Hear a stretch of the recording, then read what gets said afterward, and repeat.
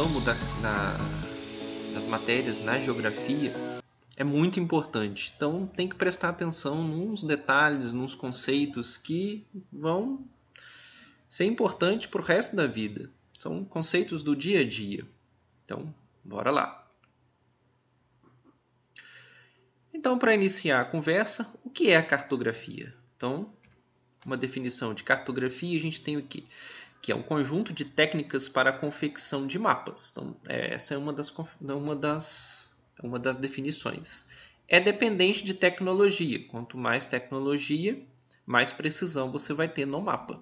Se relaciona com outras ciências, matemática, a informática. Então, são ciências que complementam a cartografia. E é uma ciência, né? Aí, nesse exemplo que eu coloquei aí, essa imagem, foi o primeiro mapa registrado, né, feito na Mesopotâmia por volta do ano 600 a.C. Então, você consegue ver ali algumas cidades, um rio, algumas construções. Então, tem uma estrutura de uma organização em forma de mapa, né, um desenho.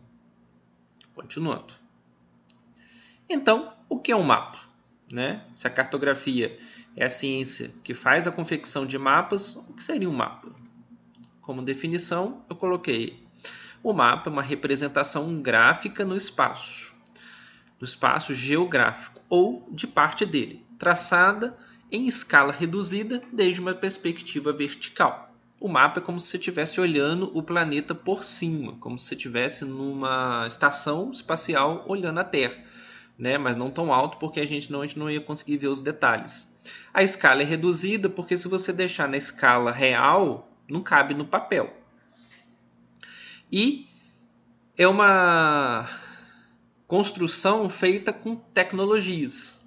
Então, lembrando que você está desenhando uma estrutura numa escala menor, porque aquela representação é grande.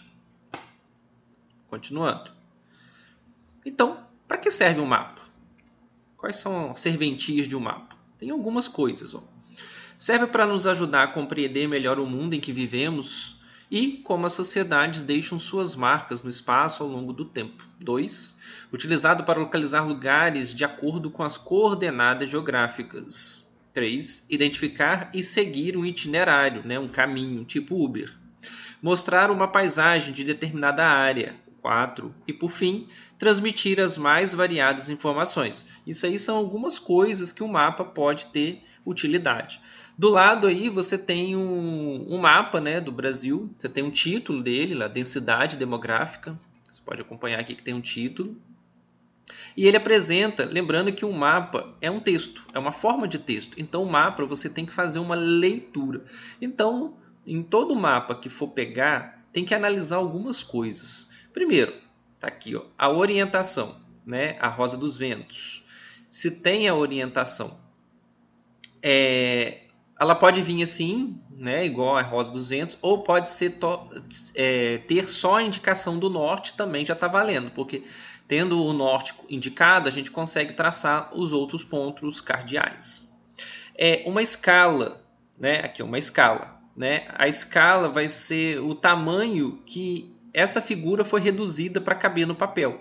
Então, no caso aqui, para cada 1 centímetro corresponde a 313 quilômetros. 12 centímetros, 626 quilômetros. Então, é uma redução. Então, se você pegar aqui e traçar aqui um ponto, 2 pontos no caso, e traçar uma reta entre eles, você vai ter essa distância em centímetros, você consegue converter isso no tamanho real. Outra coisa que o mapa tem que ter é uma legenda.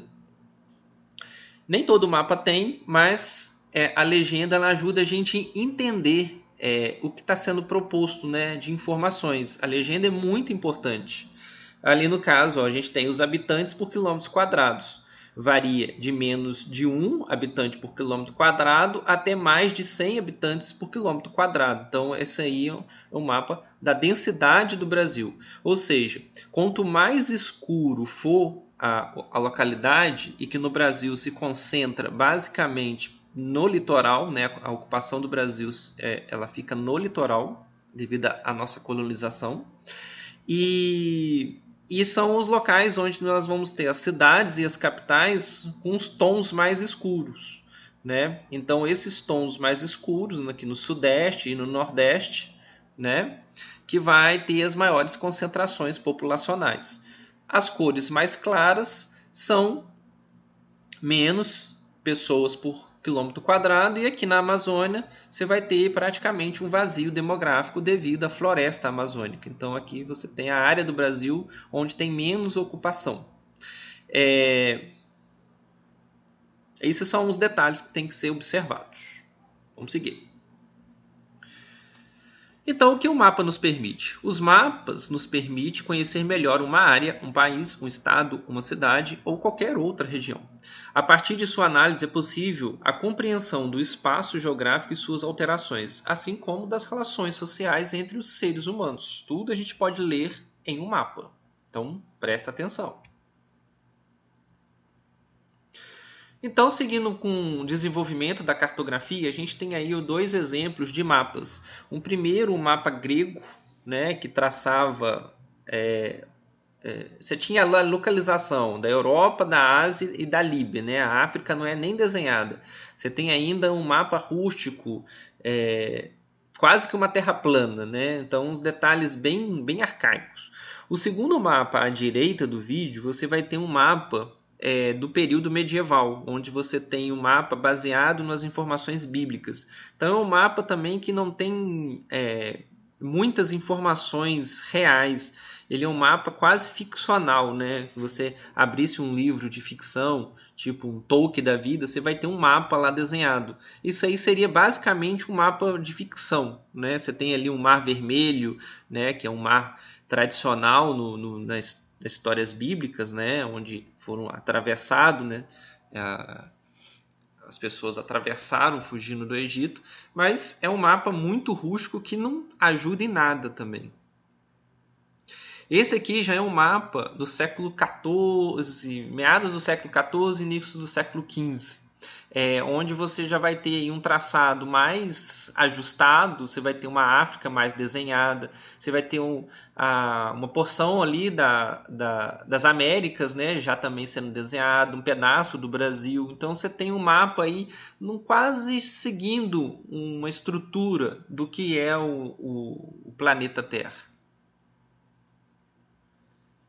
Então, você vai ter esse desenvolvimento da cartografia com os gregos. Aí você vai ter alguns exemplos, né? Anaximandro de Mileto, Hecateu de Mileto, Dicearco de Messênia, Erastótenes de Cirene e o Cláudio de Ptolomeu, que foi quem, né, compilou as informações da época e produziu esse mapa que a gente está olhando aí do lado. Ele já é um mapa bem sofisticado. Ele já apresenta coordenadas geográficas com latitudes e meridianos, né? Então você tem os paralelos e os meridianos, as latitudes e as longitudes bem definidas. Então você já tem um mapa que tem mais informações, que ajudava muito a navegação. E, por exemplo, o Erastótenes de Cirene, ele vai ser um dos cientistas gregos, né, que conseguiu calcular o tamanho da curvatura da Terra. Então ele quase que acerta com exatidão. E isso sem calculadora, sem nenhum aparelho científico que a gente tem hoje na modernidade. Ele calculou quase com uma precisão usando duas estacas, né, fincadas no chão em duas cidades diferentes. Ele conseguiu fazer esse cálculo usando cálculo com triângulos, né, ângulos e triângulos. Então, existem vários tipos de mapas, né, que a gente usa durante o nosso dia a dia. Esse aí do exemplo que eu coloquei é um mapa mundi, que é um mapa básico, né, desenhado em escala muito reduzida, né, você não tem muita informação, porque é muito reduzida porque a estrutura, né, o desenho real é muito grande. É usado para grandes áreas e apresenta com poucos detalhes, né, exemplo de mapas políticos, administrativos. A carta, né, que é pouco reduzida, utilizada para locais pequenos como parte de uma cidade. Isso aí o Google Maps, né, usa muito. Mapas temáticos, né, fundamentais para a geografia. São os cartogramas que mostram a distribuição espacial de um objeto no estudo. Por exemplo, quantidade populacional, relevo, clima, vegetação. A gente usa muito esse tipo de mapa. Quais os tipos de mapas temáticos? Então, vamos lá. Primeiro, mapas políticos mostram os limites dos municípios, né? Estados, países, capitais e cidades importantes. Aqui a gente tem um mapa político da Noruega, da Suécia e da Finlândia, né? Esse pedaço aqui da Europa, né? Do norte da Europa. Então, são 3 países aqui. Então, a gente tem aqui o traçado, né? Então, os limites, isso aqui é considerado um mapa político. Aqui também, observa, a gente tem a localização, né, com a rosa dos ventos, e a escala. Nesse caso aqui são as 2 informações que a gente tem, né, e não precisa da legenda porque ele já coloriu, né, os países com cores diferentes. Mostrou aqui com um pontinho as capitais de cada um, tá vendo? Esse pontinho aqui são as capitais respectivas de cada país, e como informação, ele apresenta aqui os oceanos e os meridianos. Ó, apresenta o meridiano de Greenwich aqui como referência. Então, e o círculo polar ártico. Então, você tem essas informações que a gente tem que ler nesse mapa. Segundo mapa, mapas de vegetação. Representam as áreas de ocorrência de determinada formação vegetal. Então, são os mesmos 3 países, né? Então, aqui a gente tem a localização, a escala, né? Para cada 1 centímetro é 245 km e 2 centímetros, 490 km. Isso aqui é uma escala gráfica. Você vai ter aqui em cima agora uma legenda, tá vendo? Que apresenta as cores desse nosso mapa. Então, o roxinho seria o vinho, né? Seria uma tundra. Um rosa, floresta boreal ou coníferas, né? Taiga. O verde é uma floresta temperada e subtropical. Esse roxinho, pradarias, né? Não é padaria, é pradarias, né? Que é um campo, né? E essa parte que está rachurada ali, ó, né? A última coisa da legenda seria regiões cultivadas. Então, você pega essa parte aqui, né? Tá vendo? Que são as regiões cultivadas. Mais para cima, mais ao norte, não tem muita cultivo, porque são áreas que praticamente são congeladas, né? Então, estão muito próximas ao Ártico, então são regiões que é difícil você manter um plantio. Vamos para o próximo. Mapas econômicos representam as riquezas disponíveis, o grau de desenvolvimento econômico de um continente, país ou de uma região e sua produção, assim como a localização de recursos minerais das indústrias e da produção agropecuária. Então, aqui a gente tem os 3 países, né, e as suas economias, né? Você vai ter aqui a parte de a legenda, a escala e a localização, né? Então, os 3 informações. Aqui a gente já viu, é igual, vamos para a legenda, né? Os recursos. O que está aqui azulzinho aqui, parecendo uma baleinha, são os peixes, ou seja, né, a quantidade de área pesqueira que tem no litoral da Noruega. Isso aqui você vai ter o ferro, né? Você tem aqui na Suécia, né? Basicamente, é a única que tem. A exploração de madeira, você tem na Finlândia, um pouco, na Suécia. A Noruega não tem. Urânio, você vai ter aqui na Suécia, né? A extração de urânio. E centro manufatureiro, que essa bolinha vermelha aqui só tem na Suécia. O uso da terra, indústria leiteira, né? Você vai ter a agropecuária, né? Com produção de leite. Essa parte aqui, né? Mais escura, né? Um rosa escuro. Você vai ter esse marronzinho aqui, uma pecuária, aqui na Suécia, na Finlândia, um pedacinho aqui da Noruega. O pastoreio, né? Onde é que é criado animais soltos, né? Aproveitando os campos. E você vai ter aqui em verdinho uma área florestal, né? Essa grande parte aqui é uma área florestal, ok? Vamos para o próximo. Mapas climáticos, como o nome já fala, né? Clima. Então, representa os diversos tipos de clima ou fenômenos meteorológicos, como a ocorrência de chuvas. Então, o mesmo mapa, né? Só que agora analisando outras informações. Então, a gente tem que ler outras coisas. Localização e escala é a mesma, né? Ele está localizando aqui os oceanos. E os climas aqui na legenda. Ó. O azul é o polar. Então, é aqui em cima, bem ao norte. Ó. O que está em roxo é o frio. né? Essa parte roxa aqui, ou rosa, né? O que está em amarelinho é temperado, essa parte de cá, né? Porque está entre os trópicos, né? Então é um clima mais temperado, ou seja, tem duas estações bem definidas. E nessa parte que está em vermelho, você vai ter o frio de montanha, que é uma área mais alta, então vai apresentar um clima mais frio. Vamos seguir. Mapas físicos representam um ou mais elementos naturais, como rios, relevo, diferentes altitudes ou tipos de clima, os tipos de vegetação. Então, escala e a localização, né? A gente já viu. Então, aqui agora a gente está vendo o quê? Ó, a legenda. Ó. O que tem um triângulo preto ali são os picos. Ó. Você tem aqui um pico aqui, ó, glitter. Então, tem um pico aqui, né? Bem demarcado aqui. Então você tem, ó, no relevo, quanto mais escuro for o relevo, né, mais alto ele vai ficando. Então você observa, o amarelinho clarinho, ó, tá 0 metro, então ele está no nível do mar. Então vai subindo, o amarelo vai ficando mais escuro, tá vendo? Essa parte aqui mais escuro. Então já 200 metros acima do nível do mar. Esse marronzinho aqui, ó, já está 400 metros. E esse amarrom escuro é 1000 metros acima do nível do mar, ou seja, aqui tem uma montanha, então eu consigo definir que aqui é uma montanha. Se fosse no oceano, quanto mais escuro, mais fundo é o relevo, então cores claras para o oceano é na superfície, cores escuras é o fundo, porque você está numa depressão, ok? Próximo. Anamorfose. Anamorfose é uma estrutura gráfica onde você vai ver, né? Você tem que fazer uma leitura com um pouco de cuidado. Olha só, como conceito é o quê? É uma superfície real, ela é distorcida para tornar proporcional a variável representada. Então o pesquisador vai fazer um estudo, então ele quer mostrar um ponto de vista. Então ele vai deformar o mapa, ele não está preocupado com o tamanho daquele país ou daquela região ou daquele continente. Ele está preocupado com a informação que ele quer demonstrar. Quer ver? Vamos olhar. Olha só. Essa é a anamorfose da população rural. Então ele pegou aí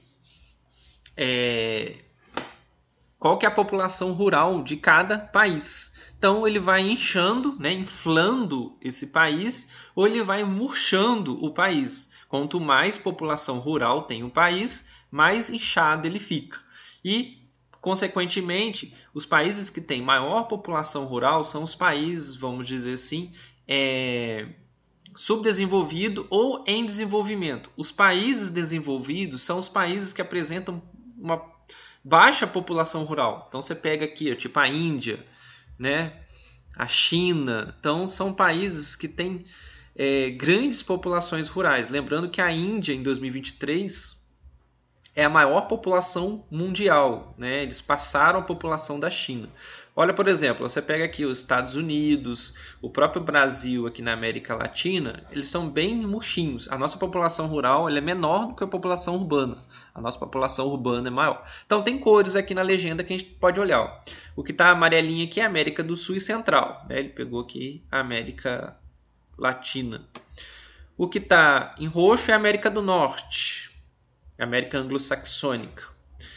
O que está aqui em marronzinho é a África. O que está em verde musgo é a Europa e a Rússia. Olha, a Rússia aqui, ó, um dos maiores países do mundo, está aqui fininho, ou seja, a população rural deles é muito pequena, ou quase não tem população rural. A Ásia, né, essa parte aqui, essa parte mais clarinha, e por fim a Oceania, esse amarelinho aqui das ilhas aqui na Oceania. Bora. Outra anamorfose, ó, investimento dos países em pesquisa e desenvolvimento, ou seja, né, quanto mais desenvolvido for o país, mais ele investe em pesquisa. Então você vai ter que, ó, olhando rapidamente o mapa, você vê que é uma estrutura de um mapa quase de um Lego, né? Então, onde você vai ter uma estrutura mais quadradona. Então, você pega, ó, de cara você consegue ver que os Estados Unidos e o Japão é os mais investem, né, em pesquisa e desenvolvimento. Então fica fácil de você analisar, ó, a França, a Alemanha, a China, Coreia do Sul. Então fica fácil de você visualizar quais são os países que têm esse maior investimento. Olha, por exemplo, o Brasil, quase que o investimento do Brasil somado a quase todos os países da América Latina. Olha a importância que tem o Brasil nessa região, né? Então, vocês conseguiram entender a diferença de um mapa normal, um mapa físico, um mapa político para um anamorfose? A anamorfose é esse mapa que não se preocupa com a estrutura, com o tamanho dos países, ele não está preocupado com isso, ele não é essa a proposta, mas ele está preocupado em mostrar uma informação. Então, para isso, ele deforma aquele país ou aquela região. Então, a gente precisa, né, como eu falei, ter uma aptidão para fazer essa leitura dos mapas. Aí você tem aí uma legenda, né, uma estrutura de legenda muito usada, uma padronização de alguns recursos visuais cartográficos, né, na cartografia. Uma linha vermelha geralmente é uma estrada, se você vir duas linhas juntas, é uma estrada dupla.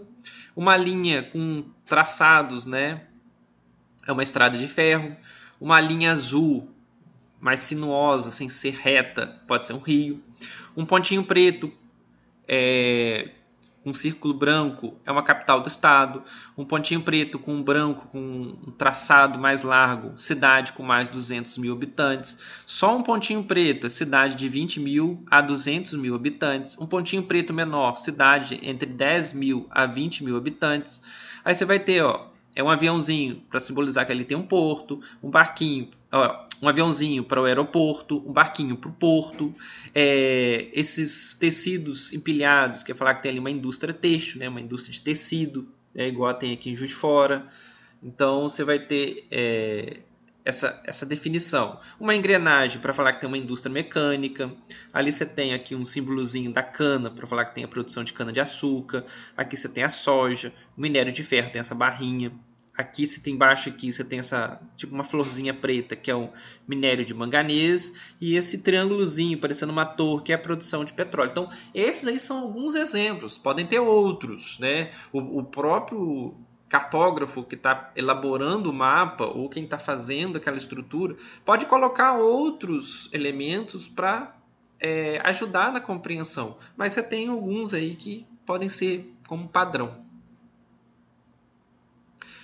Aí um exemplo, né, desses símbolos da cartografia, né, você vai ter aqui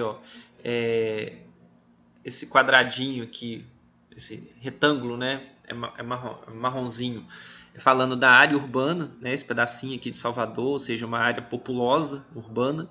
Você vai ter a capital do estado, aqui, Salvador, né, na Bahia. Cidades, né, são esses pontinhos pretos, são várias cidades, né, pelo estado. Aqui, rodovia de pista dupla, que seria essa daqui, né, faixa contínua, rodovia tronco, né, essa linha vermelha mais escura, e a linha fininha já são outras rodovias. Um pontilhadinho é ferrovia, você tem um aqui a oeste e você tem um aqui a norte, são duas, são poucas rodovias. O Brasil tem poucas, né, ferrovias, rodovias a gente tem muito, agora ferrovias a gente tem pouco. Tá ali no mapa um aeroporto, aqui um aviãozinho, e um porto, aqui também, e uma represa, essa pedacinho de azul aqui, uma represa. Você tem um aqui em Dias Dávila, você tem uma outra aqui, e você vai ter aqui em São Gonçalo dos Campos, bem grande aqui. Então você tem 3 aqui.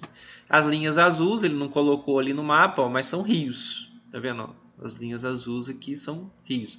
Essas linhas tracejadas fortes aqui, essas duas aqui, essa aqui são os meridianos, né? Aqui tá vários meridianos, 2 meridianos, e aqui um paralelo. Então você tem 2 meridianos e um paralelo. A escala está aqui, cada 1 centímetro é 124 km, 2 centímetros 248. Ou seja, dobra, né, o tamanho do quilômetro no real. E aqui aí, a gente tem a localização. Ok? Então, quais são as tecnologias modernas para se construir, né, um mapa na cartografia? Que a gente vai ver agora.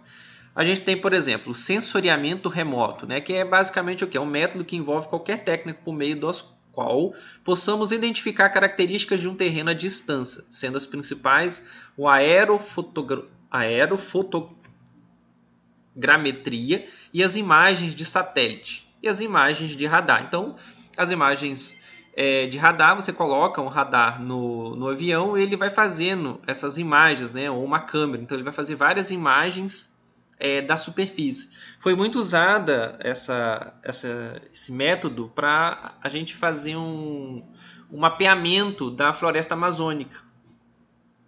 Então, com isso que se descobriu que lá tinha muito ouro, muito petróleo, muitos minérios. Então, depois desse estudo, foi descoberto que debaixo da floresta tem essa quantidade toda de reserva de minérios e que hoje, né, a gente vê aí uma grande população de pessoas invadindo terras indígenas para fazer, né, a extração deste minério.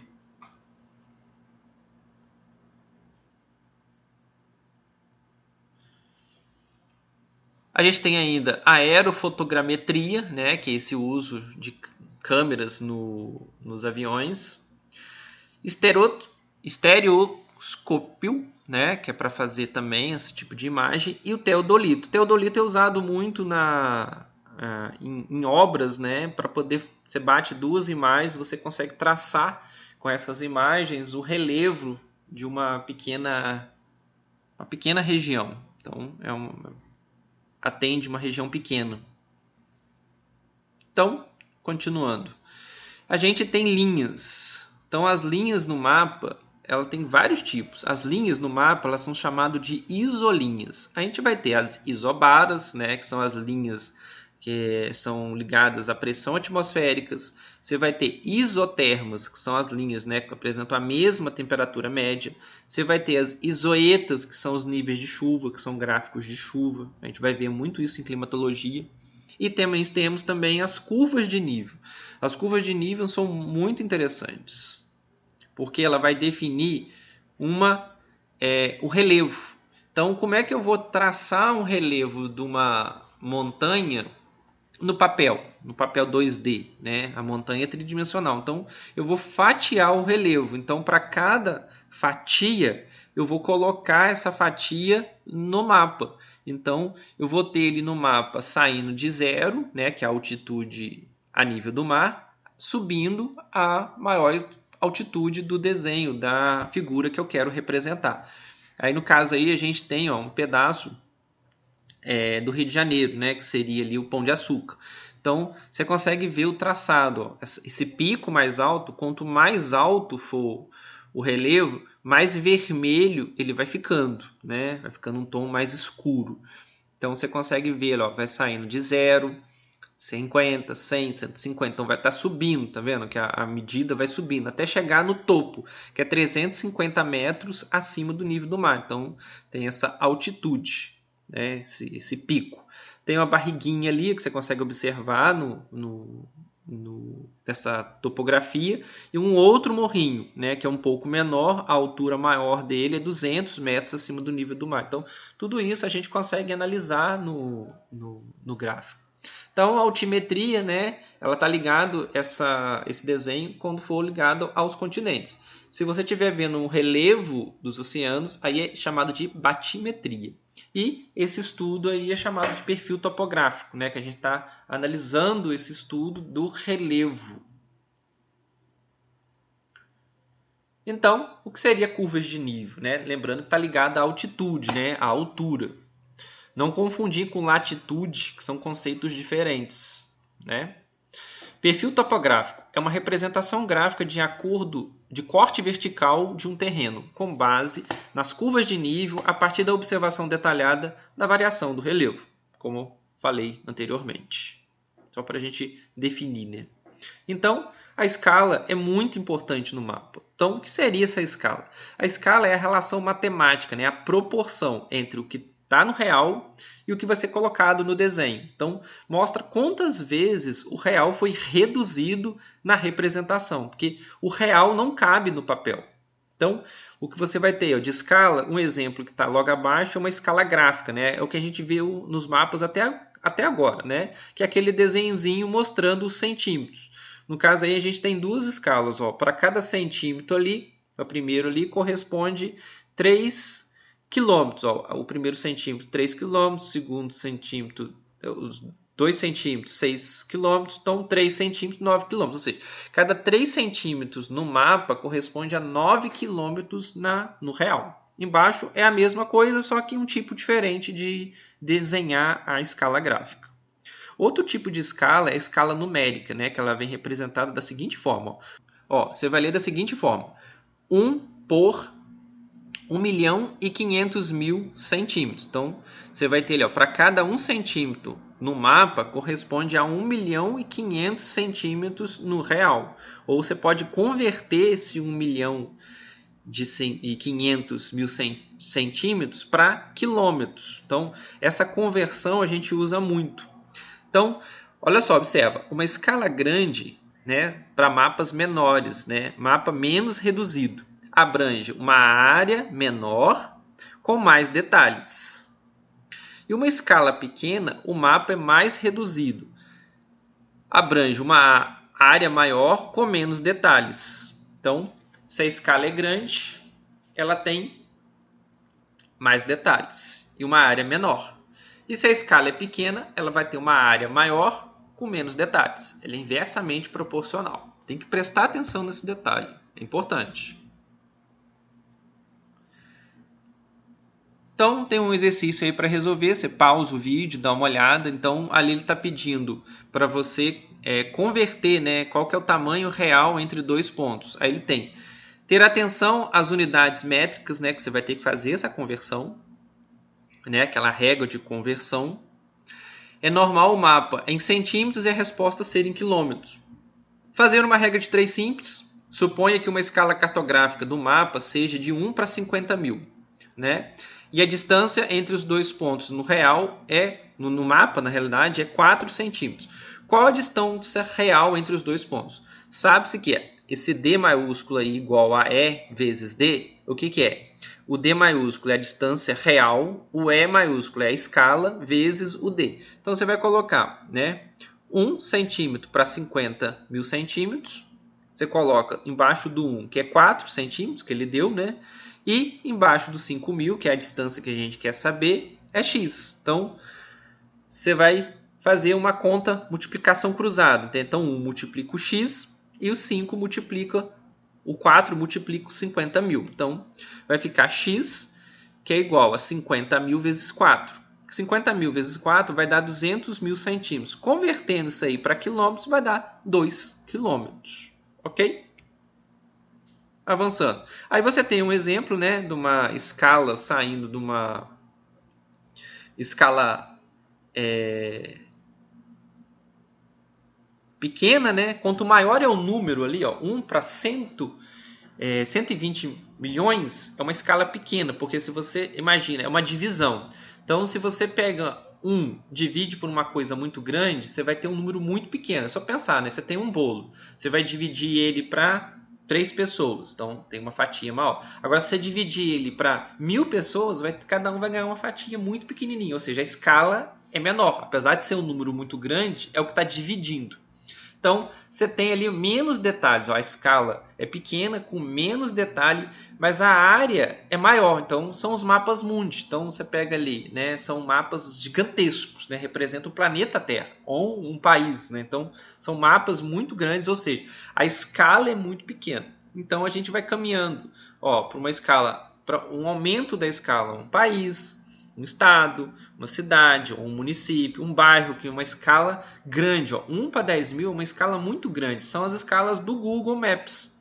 Então, tem maior detalhe. E a área que vai ser desenhada é menor, porque praticamente você pega ali um quadradinho, né, um retângulozinho, uma parte do bairro, da sua rua, né, onde você quer se desenvolver, onde você quer andar. Então, observe ainda que a escala grande possui o denominador da fração pequena.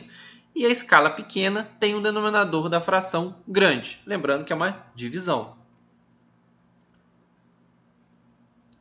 Outras formas de representar o espaço geográfico. Quais são? Vamos ver. O croquis.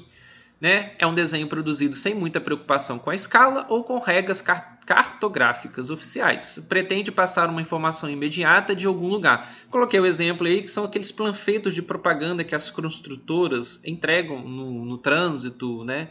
Não se preocupa ali com uma escala, né? O croquis da localização do imóvel que vai ser vendido. Igual esse desenho dessa praça aí, não tem muito uma escala, né? Do que a rua está muito grande, sem proporção para o tamanho ali do lago, então são coisas que não tem proporção. E isso é um rascunho, né? O croquis seria um rascunho rústico, né? Sem se preocupar com detalhes. O próximo que a gente vai ter vai ser a planta. Elas são utilizadas para representar pequenas áreas como a área interna de uma residência, né? A gente chama de planta baixa de uma casa. É muito usada tanto na arquitetura quanto na engenharia. Ali você consegue ver detalhes, né, do quarto, dos dois quartos, do banheiro, na cozinha, sala, as duas salas de estar e jantar, a garagem. Você observa que tem uma escada, então essa casa está no segundo piso, a garagem está no primeiro piso, tem uma escada, né, para subir. Então você consegue observar analisando esse tipo de imagem. Você consegue ver as janelas, para onde é que sai, as portas. Então, essas informações a gente tem. Outro que a gente vai ter, as maquetes. As maquetes são formas de representar o espaço em 3 dimensões. Esses modelos tridimensionais apresentam a altura, a largura e o comprimento dos objetos representados. Então, é usado muito na arquitetura. Geralmente, quando você tem um imóvel de construtora, eles fazem a maquete para você observar como é que vai ser o prédio, os detalhes. Então, a maquete seria essa representação em 3D. Outra representação em 3D que a gente tem é o bloco diagrama, né, que representam as formas do relevo e a ocupação do espaço geográfico por indústrias, atividades agrícolas, entre outras. Esse tipo de representação também fornece informações tridimensionais, né? Largura, altura e comprimento da superfície terrestre. Outras formas de representar o espaço geográfico. Vamos lá. Então a gente vai ter o globo. Ele é fiel à projeção do planeta, né? Porque você consegue, porque está num formato redondo, né? Tem o tamanho, né? Aí são deficiências desse tipo de projeção. Por ter um tamanho muito reduzido, então você não consegue ver detalhes. E a não simultaneidade, ou seja, quando você olha uma face do globo, você não consegue ver o outro lado. Tipo, o mapa mundi, você consegue ver todas as informações ao mesmo tempo. No globo, não. Devido à mudança do formato, uma projeção nunca será fiel ao real. Toda projeção tem distorção. Isso vale para qualquer projeção. Outra projeção que a gente tem é a projeção cilíndrica, né? É como se você pegasse o globo e enrolasse uma folha em volta da Terra. Então, no Equador, você vai ter a projeção muito precisa. Agora, quando você vai se afastando do Equador, você vai para ângulos maiores, né, indo para os polos, você vai ter uma distorção gigantesca. Por exemplo, você pega ali a Groenlândia, aqui, ó, essa ilha aqui, né? Ela é muito grande, quase no tamanho do Brasil. E não é assim, a Groenlândia é bem menor que o Brasil. Então, olha só, o Equador é o único paralelo que mantém dimensão original, né? Porque está no centro do papel. Paralelos e medianos formam ângulos retos, né? Ângulos retos são esses ângulos aqui, ó, do quadrado ou do retângulo, né? São ângulos retos, ângulos de 90 graus. Meridianos não se encontram nos polos, muito usual desde o século XV, né, nas grandes navegações. Como exemplo, esse tipo de projeção recebe o nome de projeção de Mercator, que foi quem criou. Aqui você vai ter aqui no mapa, ó, você tem aqui uma orientação, né, Rosa dos Ventos. A segunda seria essa projeção cônica. É como se colocasse um chapeuzinho de festa em cima do globo.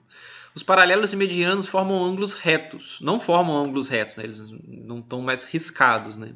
Somente o paralelo que tangencia o cone, ou seja, está na base do cone, tangencia o que encosta.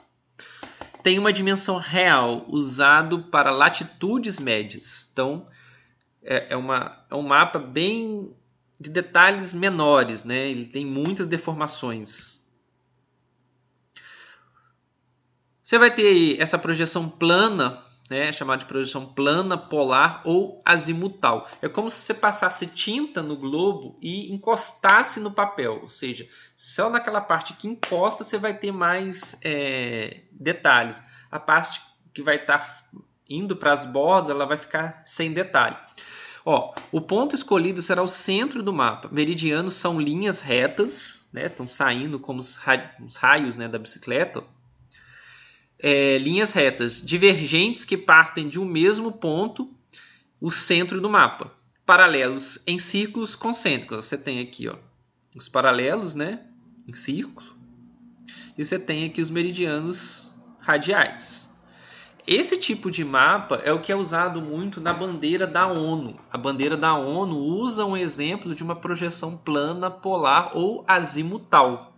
Então, a bandeira da ONU tenta colocar... Eles optaram por esse tipo de representação que, segundo eles, né, seria uma forma de colocar todo mundo igual. Mas não é bem assim que funciona, né? Porque todo mapa tem uma intenção, né? Todo mapa vai ter ali uma deficiência. Todo mapa vai ter uma intenção política.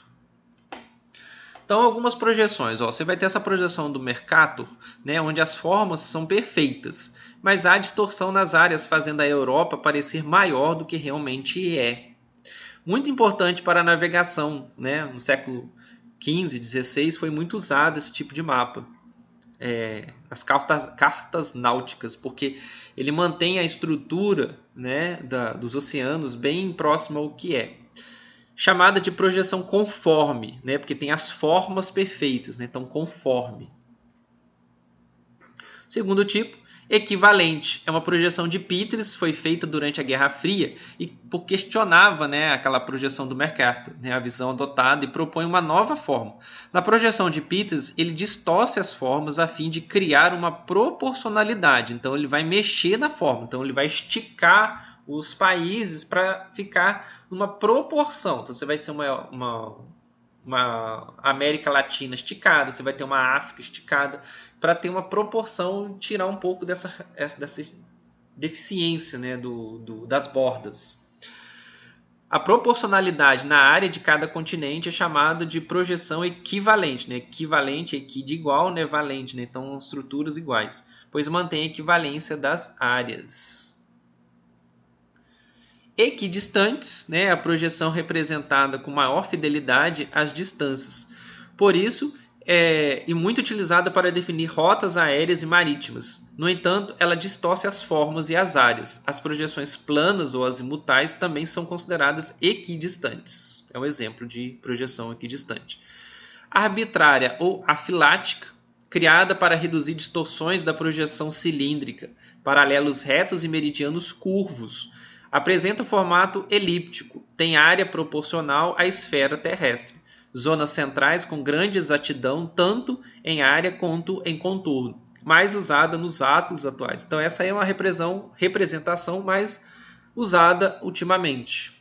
Ela foi criada em 1961 pelo Arthur Robinson. Então ele que pensou esse tipo de estrutura. Olhando o mapa aqui, ó, você tem uma localização, né? A Rosa dos Ventos. E aqui embaixo você vai ter uma escala. Para cada 1 centímetro você tem 3.348 quilômetros. Ok? Então aí você tem um exercício, né? A bandeira da ONU. Então a ONU faz referência a uma projeção cartográfica do seu logotipo. A figura que ilustra o modelo desta projeção você vai ter aí como resposta, a representação plana ou azimutal. Então, letra A como resposta, né? Essa representação aqui onde o papel encosta no globo. Não é a B, que é cônica, não é a C, que é cilíndrica. A D e a E não são representações, são só o estilo de como projetar. Então, até a próxima aula. Bons estudos!